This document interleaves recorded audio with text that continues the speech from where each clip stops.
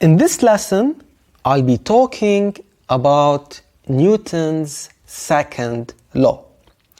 So this law states that the force needed to accelerate a particle is equal to the product of the mass of the particle and the acceleration produced. So the force is equal to the mass times the acceleration. So F is equal to ma, where m is the mass in kilograms and a is the acceleration in meters per second squared. Now we have different types of forces that may act on objects. So the first type is called friction, and friction is a force that opposes the motion between two rough surfaces.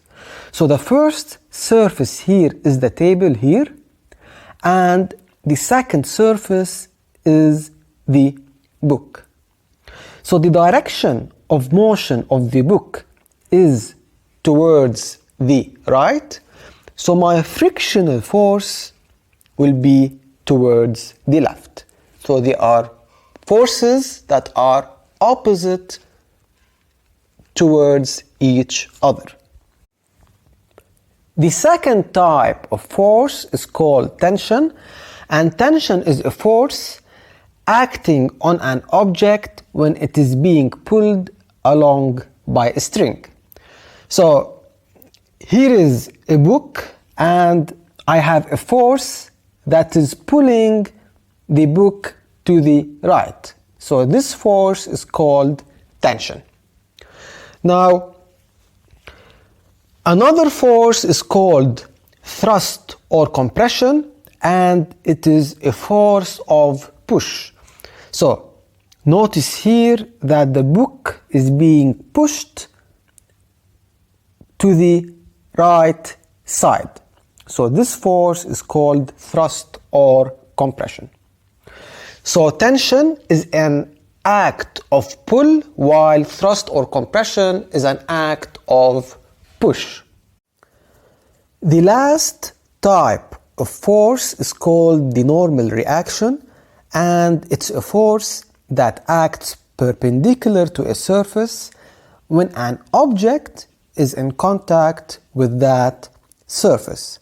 So if I have this object, now this is the mass, so the normal reaction to that object, so this is the surface, so the normal reaction is perpendicular to that object and it is denoted by n. Now let's have an example. It says find the acceleration when a particle of mass 1.5 kilograms is acted on by a resultant force of 6 newtons. So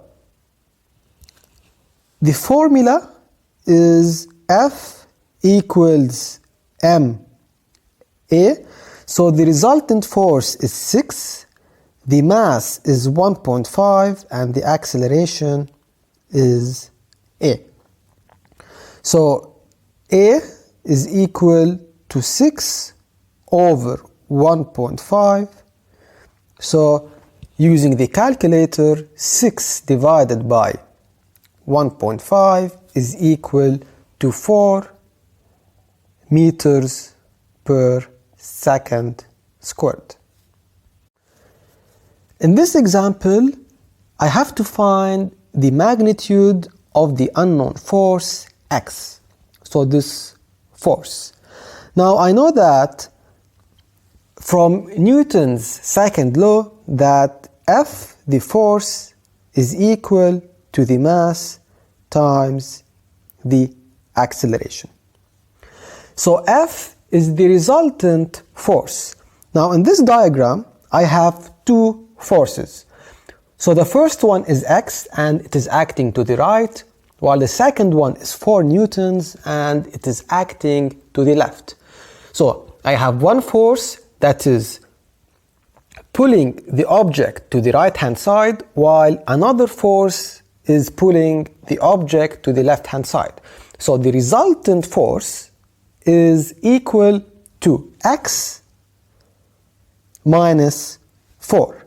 So x minus 4 is F is equal to the mass, which is 2g times 2. So x is equal to 2g times 2 is 4g plus 4. Now g is the force of gravity, so it is equal to 9.81. So 4 times 9.81 plus 4 is equal to 43.2 newtons.